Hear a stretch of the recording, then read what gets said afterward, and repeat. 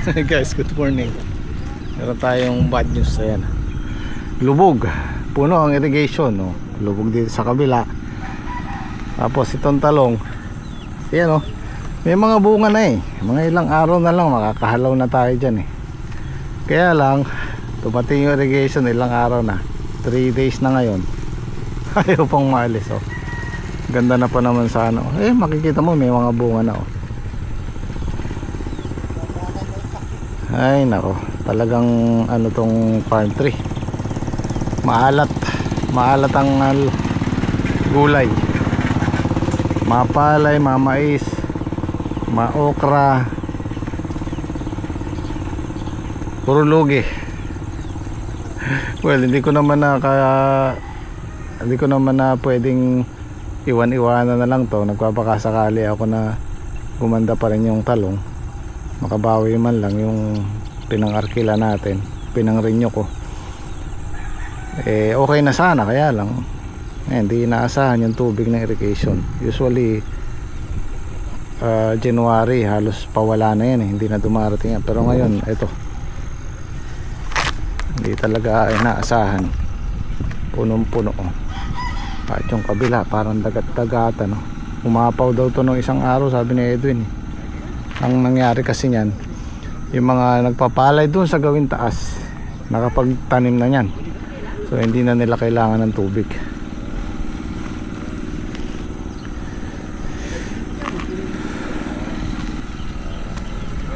Bilang na lang ng ilang araw maghahalaw na kami, oh. Kasi talagang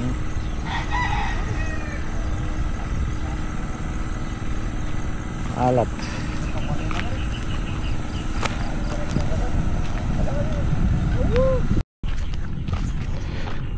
Ipapakalabaw sana ni Edwin, papalaliman niya yung tudling, yung kanal. Kaya lang sabi ko wag, kasi masyadong ano yung ugat niyan, maselan. Pagkababad sa tubig na ganyan, wag mo munang papasukan, lalo lang masasaktan. Mabubuwal lang yan pagka pinakalabaw mo, malalagot ang mga ugat. Hayaan natin, kung mawawala irrigation hanggang bukas o mamaya, may chance pa rin tayo. Ang mawala ng pag-asa, ika nga.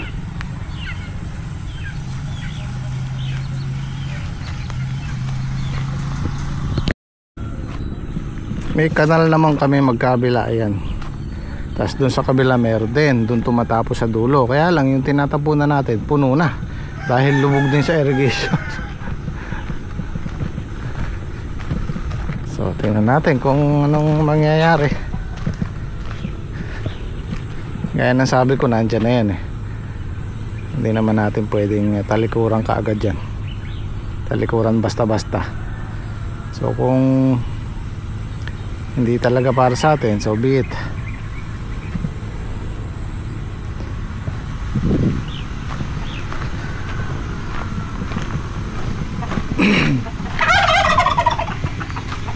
Lalim, oh.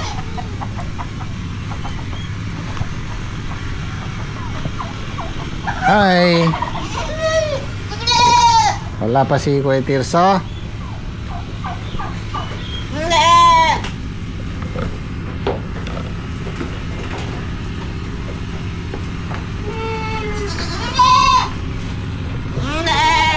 Wala kayong papastulan, baha. Baha ang farm mo, ano. Ito yung pinagtatakaan ko eh, oh. Nagkaroon ng gukay dito sa gitna. Kailangan yan pagka nagparoto tayo, pantay.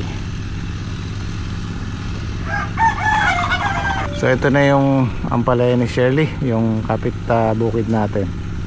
Sabi ni Edwin, nakapitas daw sila nung huling pitas na, hindi ko alam kung 15 bundle o 200 kilos. Gumanda rin sila. Dati hirap din umakyat, pero ngayon okay na sila sa taas. May nakikita na ako mga bunga sa gilid, eh. Wala, hirap talaga yung ano ngayon, yung ampalaya.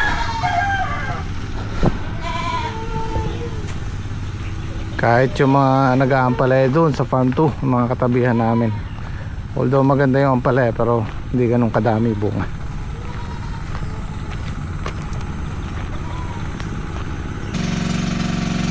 Lalagay na tayo nito.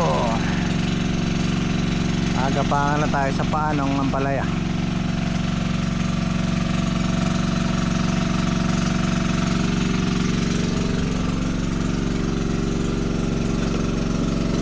Yun o, almusal. Ano kaya ang minunihin nyo ngayon? Bangus.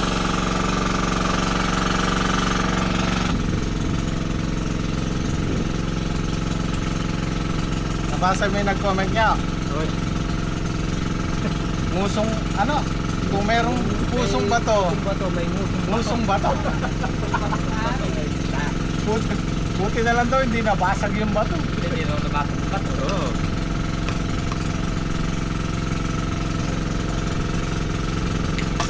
Magkano tayo de? Dagdag tayong 2 tao. Magkakapot na. Oo, magkakapot. Tapos may makukuha ka. Lulutong mo si Ivan sa ayong barkada niya. Nagkumukuha nga ako eh. Kasi iba daw kumukuha, no? Busy daw yung kumukuha natin eh. ng hapon niya para makatulong dito. Kaya nga. Tapos pipitas. Hakot. Basta tayo pipitas, tayo magbabandel sila lang. Hakot lang sila.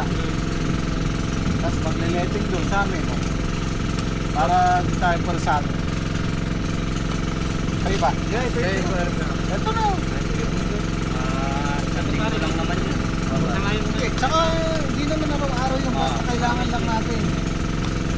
No, pitas yun. Dalawa lang naman.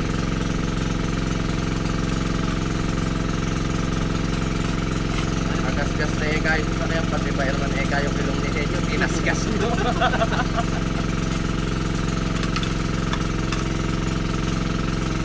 Ang eka sa kaya ng gagga.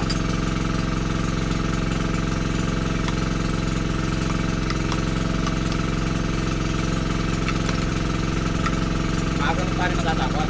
Kaya para Makakalimutan ako dito. Nakakapagbutas ka na po ba to?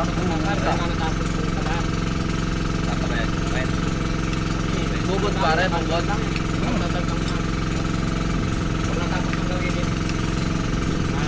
Para mabasa. Ilan na lang yung Kaya tayo yung tapos ng iba. nakakasa naman na yun, di ba? So, kailangan nating magdadagdag ng nakakasama. Dahil pumipitas tayo dito, meron tayong paparating para hindi tayo maano sa trabaho. Magahol. Lalo na yung kay Saldi, nasa 90% na yung tumubo. Wala pa siyang bukawi, hindi pa nakatayo. So sabi ko, magdadagdag kami ng 2 kasama para hindi na tayo mapuwersa. Ito kayang-kaya pa namin itong ampalaya namin na to kaya lang dahil nga meron tayong paparating na panibago, so dadagdag tayo.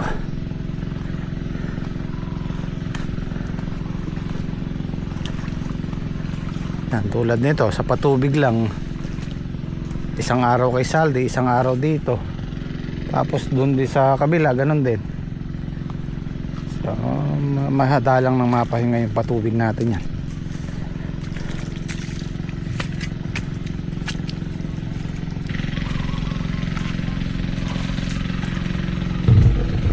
So yan po yung sinasabi ko, pagka nakasilong na yung yung lupa, hindi natutubuan ng damo. Malinis na yan. Ang tagal na namin hindi nag-grass cutter dyan, simula nung magpang-abot sila. Malinis, madaling patubigan. Yan, sa ngayon po medyo na yung ampalaya natin, kumbaga nasa stage na tayo ng papalaos dahil pang 10 pitas na natin sa Huwebes. Itong kay Saldi medyo maganda pa yung laglag, marami pa siyang susunod. Ayan o, marami pa yan. Atras man siguro to konti lang, pero yung sa amin medyo napansin ko madalang na kasi nga hindi na arawan masyado. Magaganda pa oh. Oh.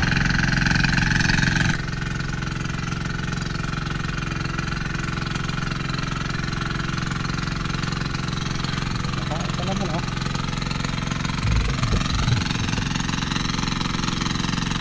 Oh, dami oh. Kaya lang siyempre hindi naman sabay-sabay yan. So pitasin na to bukas yan, mga yan. Yan. Haba na nila oh. Oh. Alas ko nyo nakataas. Kung mapapansin nyo medyo maliit yung talbos niya at saka yung puno. Kailangan na ng pataba.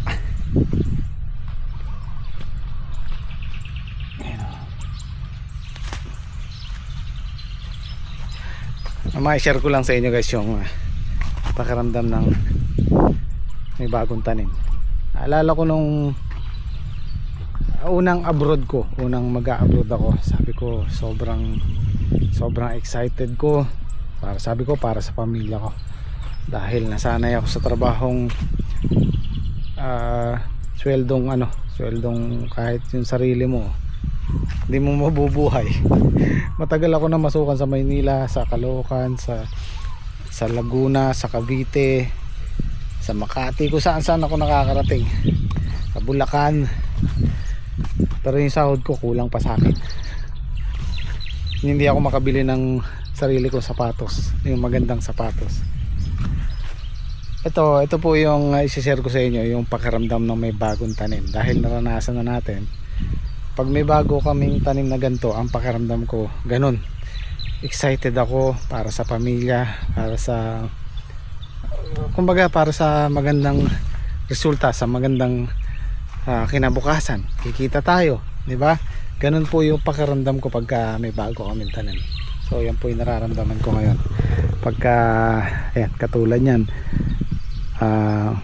kung tutuusin, mahigit 1 hektarya na po yan na ampalaya. Nasa kulang-kulang 2 hektarya na po yan, dahil ang tanim namin, ang walang tanim dyan yung sili lang na yon, yung pagitan ng kubo na yan. 2 hectares po kasi to, so yun lang ang bakante natin, tsaka itong dulo na to. So palagay ko 1.8 hectares almost. Yan, ganyan po yung tanim natin ngayon. Papangabot po yan. Siguro yung huling 2 pitas natin doon, o huling pitas, pumipitas na rin tayo dito. Masaya guys, masayang masarap. Parang pakiramdam mo araw-araw merong kang dumarating na panibagong pag-asa, panibagong pagkakakitaan. Although pagod siya, pero worth it naman. Saka para sa akin napaka-importante ng ganun, yung masaya ka. Kaya eto, gaya na sabi ko kanina, magdadagdag tayo ng makakasama natin. On call lang naman po. Pagka may pitas, may tatrabahuhin, yun, pwede natin silang tawagin. Kumbaga mamimitas, kukuha tayo ng mamimitas, at yung makakatulong namin dito sa paggagayak ng balag. Kasi yung kay Saldi nakasunod na rin, tubo na, kailangan mabilis siya ng trabaho. Shoutout nga pala sa sa Coke May Kawayan, yung mga empleyado dyan. Nagtrabaho ko dyan, 1 taon ako dyan. Muntik na akong ma-regular doon sa IBA, ay nakalimutan ko, IBA. Sa IBA nga yata yung Coke doon. Ako doon, issuer receiver ako doon. Ako yung nag-i-issue ng uniform. Buwan-buwan may bigas sila, yung mga regular na trabahador. Buwan-buwan may bigas sila 1 kaban, tapos sapatos, uniform. Ako yung nag-i-issue sa kanila. Maganda yung trabaho ko doon. Alos nasa loob lang ako ng office. At ang supervisor namin doon si Mr. Go yata. Gusto niya akong irregular. Kaya lang nung time na mapi-finish contract na ako, nilipat siya sa Laguna, Coke Laguna yata o Cavite, ewan ko, basta malayo. Sinasama niya ako doon sabi ko masyado nang malayo. Ngayon nagpalit ng supervisor, bago yung supervisor namin sa Coke, hindi ako na regular, which is maganda naman, pabor sa akin kasi nung matanggal ako doon, nakapag-abroad ako, nakapag-YouTube ako, nakilala ko kayo, nakilala ko yung Gym Squad, nakapag-farming tayo. So maganda pa rin yung plano ng Panginoon para sa akin. Maganda pa rin yung nangyari. Kung na-regular ako doon, although may trabaho tayo, pero para sa akin maganda pa rin ito nangyari. Ito lang yung medyo matagal dyan. Lalagay ng kulay blue na to.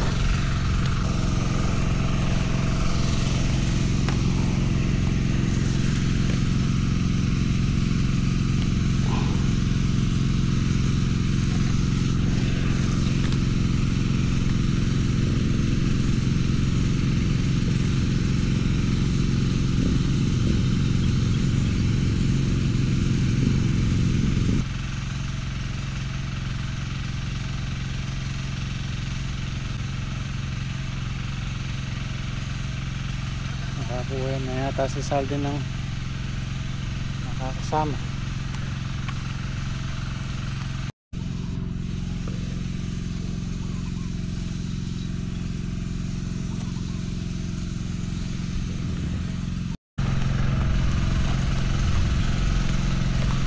Yan, na tayong mga kasama. Saldi ako nagpakuha para at least malapit sila dito, hindi yung manggagaling pa sa amin.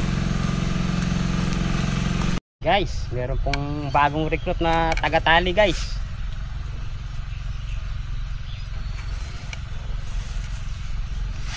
Sa haba na naman pala yan natin pare. Ginapangan na si Bapa Anghenyo. Nilalagyan po muna namin dala-dalawa sa tapat po ng ampalaya para po may kakapitan lang. Saka na po namin lalahatin lahat.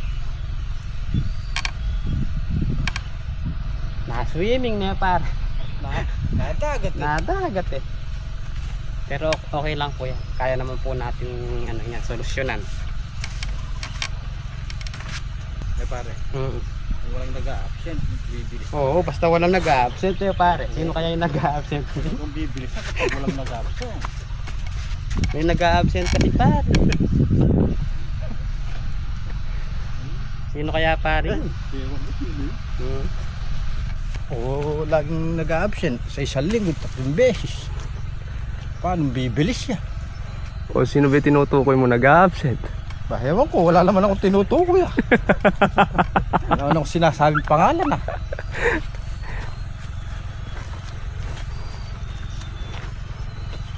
Absent kasi ng absent. Absent, laging kumukuha ng ID. Ilan na kaya ID dun pare? Nakaipon na yata ng ID pare. Puno na ata yung bahan niya yung ID ah.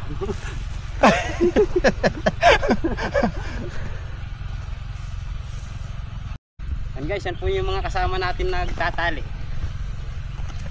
Mga bagong recruit. Mga bagong recruit guys. Kuya, ano po ba yung pangalan nyo? Justin po, Tiga saan po kayo? taga Sur po sa Cabiao. Yan o. Si kuya. Erwin po, Tiga saan ka rin kuya? sa Isabel lang po. Yan o. Meron pa po isang recruit. Kayo kuya, ano po pangalan nyo? Ivan po. Anak po kayo nino? Saldi po.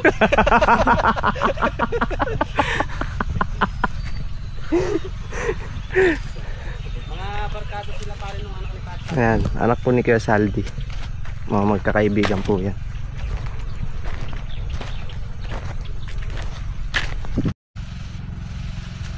Patapos ka na pare doon. Yung ano na lang pare, binuksan na yan, yung gilid. Papataba muna kami niyan para makakain na ng pataba yung ampalaya natin para tuloy-tuloy silang lumaki ng malusog na pare. Lagyan natin ng vitamin. Para laging malusog yung talbo. Asan kaya yung pambutas natin pa? Hala ba dito? Lagyan pa. Kapag kasadya dyan ba, minom muna kayo.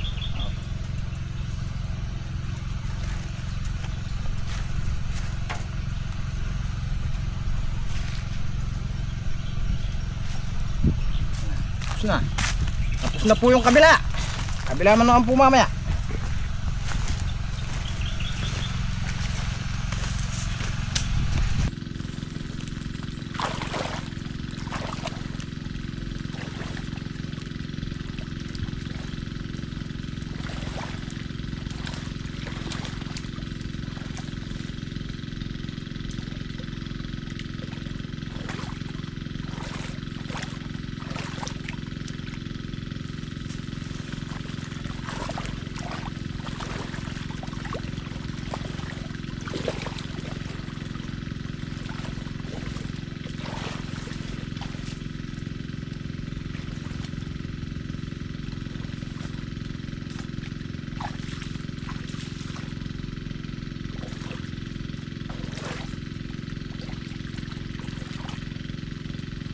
Na tayo dito. Pwede tayo magpatubig doon sa kabila. Yung kasi maghapon yun dahil kabilaan. Kapag wala pang masyadong di pa na uhulma yung daanan talaga ng tubig. Minsan kinakapos ng maghapon, so makakapagbawas tayo ng ilang tubig doon mamayang after lunch. So yan po yung magsisilbing halimbawa ko lang. Yan po yung mga nakaharang sa ating buhay. Kung minsan nakakatulong sila. Bakit? Kasi merong mga matataas na lugar. Halimbawa lang po to. Merong matataas na lugar, kailangan punuin muna natin bago natin patuloyin doon sa kabila. So yan, nakakatulong sila. Pero pagka sobra na, kailangan na natin silang ilihis. Diba? May mga nakaharang sa buhay natin, sa mga pangarap natin. Kontrapabor yan. Kung minsan nakakatulong, kung minsan hindi na kailangan. So kailangan natin silang ilihis para makarating tayo sa dulo. Yan. O, de konti na lang. Yan po yung aral sa buhay. Minsan yung mga harang kailangan natin. Kung minsan kailangan natin silang ilihis. Kunti na lang, ito na lang.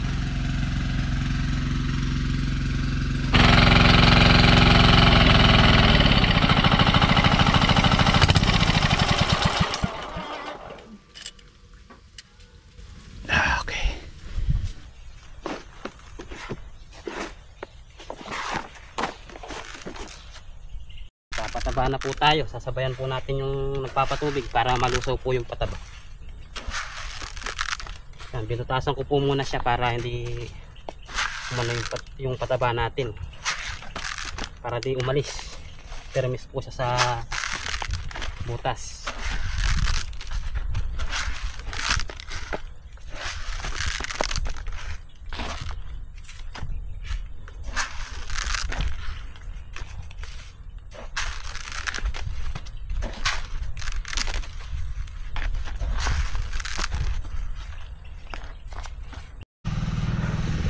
Ito guys, naglalagay na tayo ng pataba.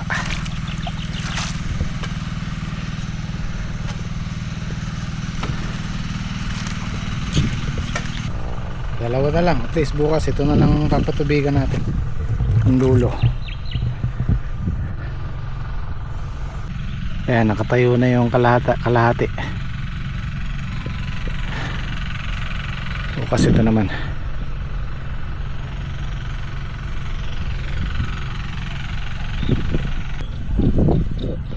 Tara na, bukas naman yan.